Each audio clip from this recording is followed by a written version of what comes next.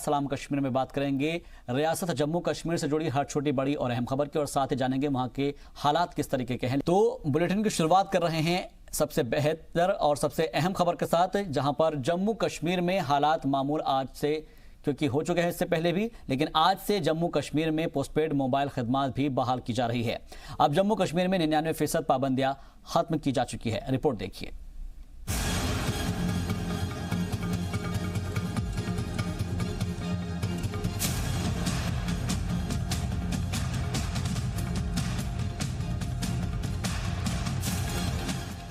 जम्मू कश्मीर में आर्टिकल 370 को हटाए जाने के बाद लगाई गई पाबंदियां अब आहिस्ता आहिस्ता करीब करीब पूरी तरह से खत्म हो गई हैं। जम्मू में तो पहले से ही हालात पूरी तरह से मामूल हो चुके थे। अब 99% कश्मीर भी पाबंदी से आजाद हो चुका है। जम्मू कश्मीर इंतजामिया ने आज से कश्मीर में पोस्टपेड मोबाइल के खदमात बहाल करने का ऐलान किया है। आज दिन के 12 बजे से वादी में मोबाइल पोस्टपेड की खदमात शुरू हो जाएंगी। All postpaid mobile phones, irrespective of the telecom service provider, will stand restored and be functional from 12 noon on Monday, the 14th of October 2019. This will cover all 10 districts of Kashmir province. रियासत में तकरीबन 40 lakh postpaid connection हैं। यहाँ पर करीब 2 महीने से mobile खदमात पर पाबंदी नाफिज थी। हालांकि पूरी रियासत में लैंडलाइन खदमात गुज़िश्ता महीने ही चालू कर दी गई थी। सरकार के मुताबिक वादी में अमन की फिजा खराब होने के खदशे से ये पाबंदी लगाई गई थी। Over 99% of the area of Jammu and Kashmir has absolutely no restrictions on movement. इधर जम्मू कश्मीर के हालात पर मुसलसल सरकार पर इल्जाम लगाने वाली अपोजिशन जमातों पर वज़ीर-ए-आज़म मोदी ने जोरदार हमला किया है। उन्होंने कहा है कि कश्मीर में पूरी तरह से हालात मामूल होने में 4 महीने भी नहीं लगेंगे। 40 साल तक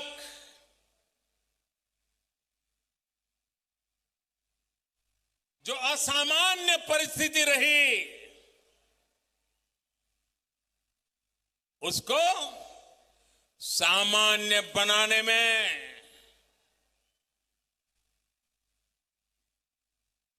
4 महीने भी नहीं लगेंगे, मैं आपको विश्वास दिलाता हूं।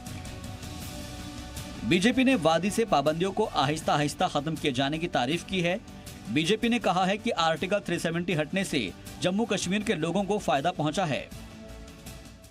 AK-47 से अलगाववादी आतंकवादी धमाके नहीं कर रहे थे, बल्कि 370 से कर रहे थे।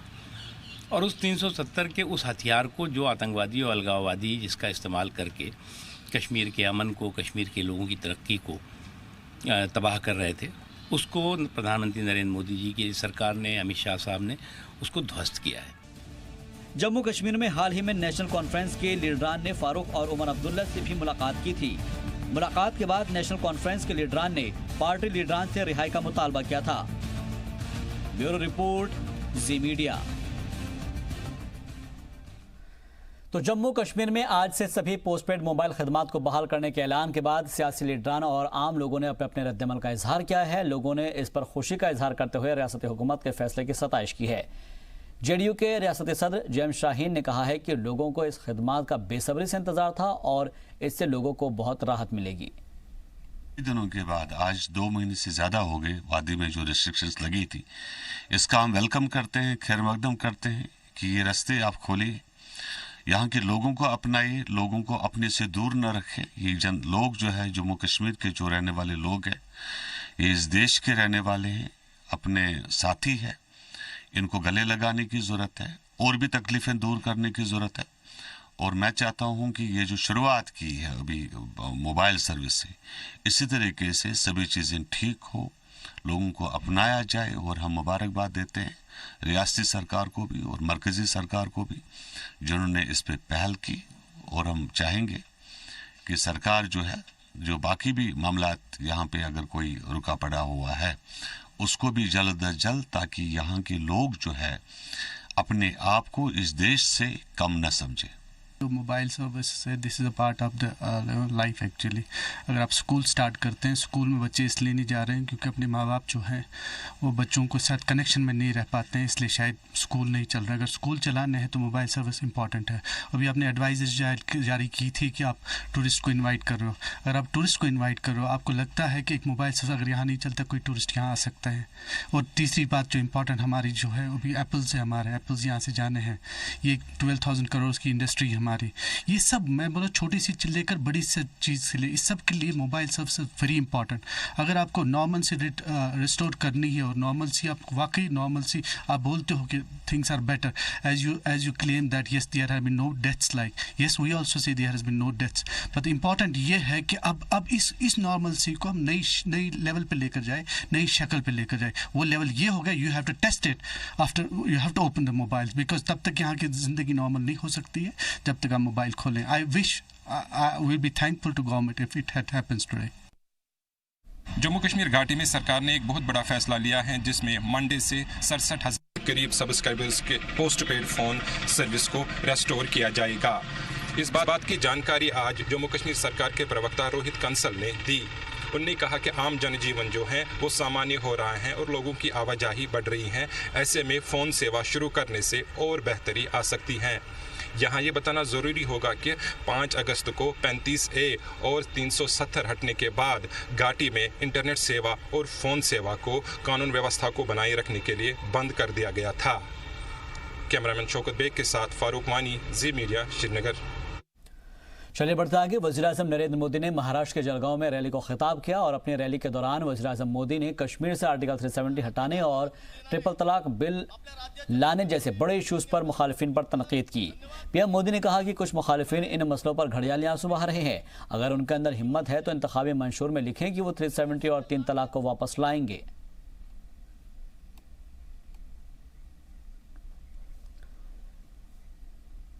वहीं पीएम मोदी 8 नवंबर को करतारपुर कॉरिडोर का इफ्तिताह करेंगे। मरकजी वजीर हरसिमरत कौर ने इसकी जानकारी देते हुए कहा है कि पीएम मोदी डेरा बाबा नानक में कॉरिडोर का इफ्तिताह करेंगे। ये कॉरिडोर करतारपुर में दरबार साहिब को गुरदासपुर के डेरा बाबा नानक को साथ में जोड़ेगा। हालांकि पाकिस्तान की जानिब से कॉरिडोर की शुरुआत को लेकर पहले आनाकानी की गई और फिर वक्त वक्त पर बयान बदलने का सिलसिला जारी रहा, लेकिन बाद में पाकिस्तान ने कहा कि 9 नवंबर से सिख अकीदतमंद करतारपुर साहिब जा सकेंगे। हिंदुस्तानी तीर्थयात्री केवल एक परमिट लेकर करतारपुर साहिब जा सकेंगे। दूसरी ओर मरकजी वजीर हरसिमरत कौर ने पंजाब हुकूमत पर श्री गुरु नानक देव जी के 550वें प्रकाश पर्व पर होने वाले समागम को लेकर सियासत करने का इल्जाम लगाया। चीन के सदर शी जिनपिंग के 2 दिन के गैर रस्मी हिंद दौरे और पीएम नरेंद्र मोदी से मुलाकात पर चीन ने रद्द-ए-अमल का इजहार किया है।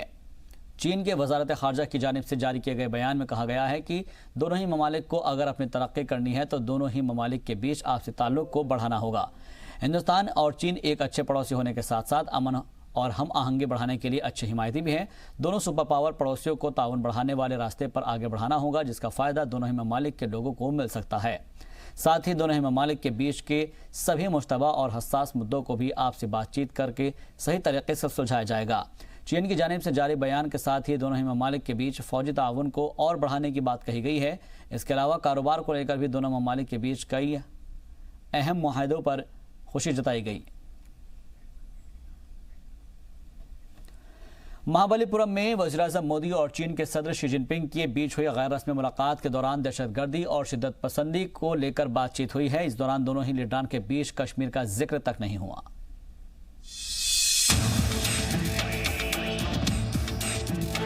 तमिलनाडु के महाबलीपुरम में वज़ीर-ए-आज़म नरेंद्र मोदी और चीनी सदर शी जिनपिंग के दरमियान कश्मीर को लेकर कोई भी बातचीत नहीं हुई। इस गैर रस्मी दौरे में 2 रोजा चोटी इजलास के दौरान दोनों लीडरान के बीच तकरीबन 6 घंटे तक 1-to-1 मीटिंग हुई। That this issue was not raised and not discussed. In any case, the government of India's position, as expressed publicly, is very clear. This is a matter that concerns the internal affairs of the country.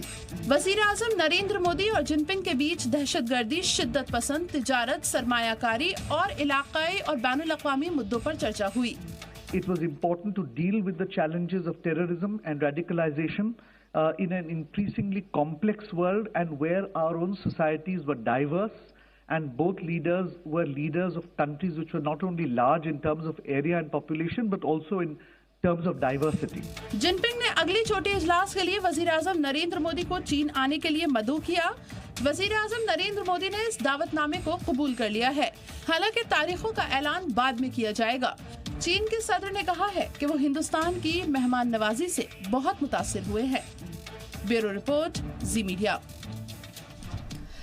मरकजी वजीर दाखिला अमित शाह ने RTI का बेहतर इस्तेमाल करने पर मुल्क को मुबारकबाद दी है और साथ ही इंसानी हकूक पर महदूद सोच रखने वालों को आड़े हाथ लिया है। मरकजी वजीर दाखिला अमित शाह ने इंसानी हुकूक पर महदूद सोच रखने वालों से इससे बाहर निकलने की अपील की है और कहा है कि इंसानी हुकूक सिर्फ कानून और पुलिस से जुड़ा मुद्दा नहीं है। आतंकवाद और नक्सलवाद, इससे बड़ा मानव अधिकार का हनन हो ही नहीं सकता। मैं समझ रहा हूं आज जो एक प्रकार से प्रचलन में है कस्टोडियल डेथ और पुलिस एट्रोसिटी, ये दोनों के प्रति भी जीरो टॉलरेंस रखना चाहिए। शनिचर को नेशनल ह्यूमन राइट्स कमीशन के 26वें यौम तासीस के मौके पर वजीर दाखिला बतौर मेहमान खास शामिल हुए थे। अमित शाह ने कहा कि ऐवान से कानून तरमीम के बाद इंसानी हुकूक का तहफ़्फ़ुज़ और मजबूत हुआ है। ब्यूरो रिपोर्ट, जी मीडिया। पाकिस्तान की जानिब से जंगबंदी की खिलाफ वर्जी का सिलसिला जारी है। जम्मू कश्मीर के कठुआ के हीरानगर सेक्टर में पाकिस्तान ने एक बार फिर से जंगबंदी की खिलाफ वर्जी की है। पाक फौजों ने रिहायशी इलाकों को निशाना बनाकर पाकिस्तान की जानिब से फायरिंग की। हफ्ते की रात से कल सुबह 5:30 बजे तक गोलीबारी जारी रही और जिसमें हिंदुस्तानी फौज का एक जवान शहीद हो गया। हिंदुस्तानी फौज ने पाकिस्तान की जानिब से हो रही फायरिंग का मुंहतोड़ जवाब दिया है और डटकर मुकाबला भी किया। तो जिस तरीके से लगातार पाकिस्तान सीजफायर की खिलाफ वर्जी कर रहा है, उसी के मद्देनजर पुंछ जिले के लाइन ऑफ कंट्रोल पर लगातार पाकिस्तान की तरफ से हो रही गोलीबारी से डरे हुए किसान खेतों में पड़ी हुई धान और मक्के की फसल समेटने में जुटे हुए हैं। किसान जल्द से जल्द फसल की कटाई कर लेना चाहते हैं। इस बार धान और मक्के की अच्छी फसल पैदा हुई है, जिससे किसानों में काफ़ी खुशी बनी हुई है। लेकिन आर्टिकल 370 के खात्मे के बाद पाकिस्तान हर दिन गोलीबारी कर रहा है और जिससे किसानों की फसल पाकिस्तानी गोलीबारी से तबाह हो रही है। इसलिए सरहदी से मुत्तसिल गांव के किसान जल्द से जल्द अपनी फसल को समेटने में लगे हुए हैं।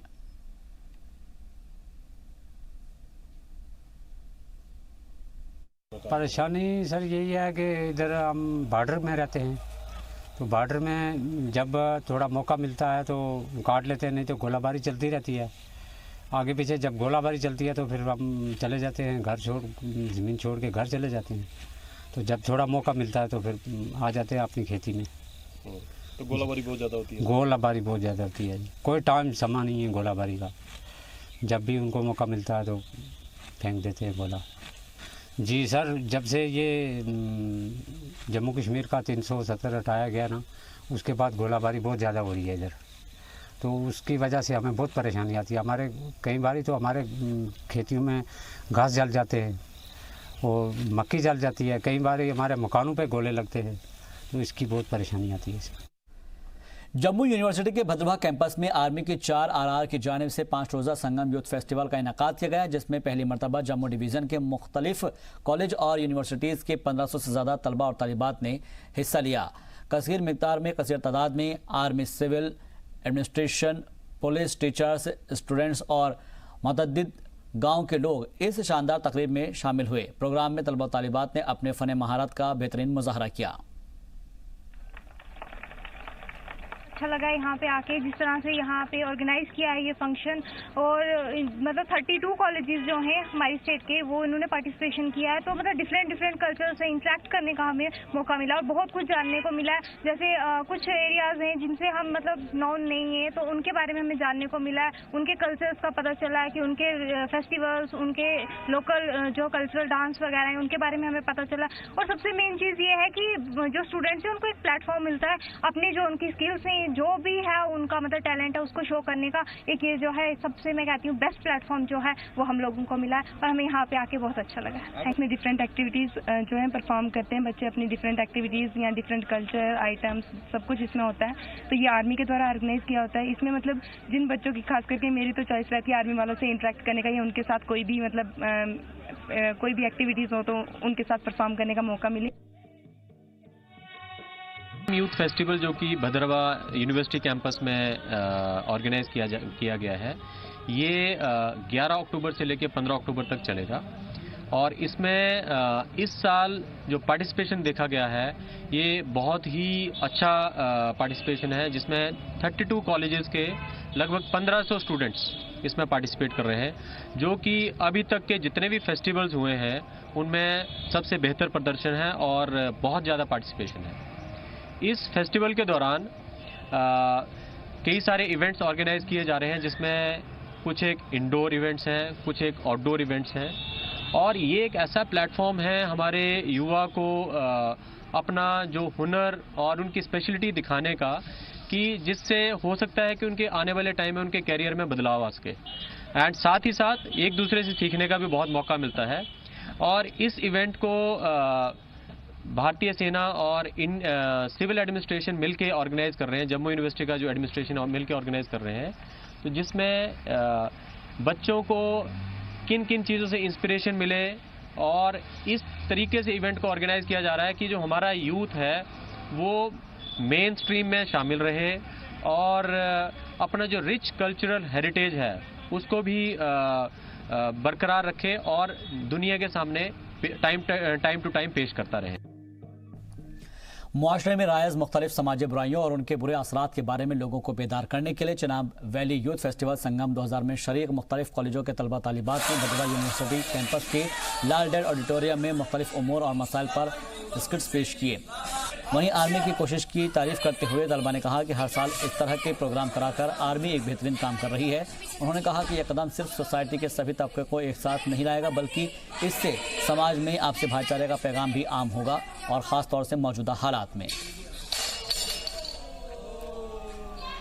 और सलाम कश्मीर में फिलहाल बस इतना ही। दीजिए इजाज़त, आप देखते रहिए जी सलाम।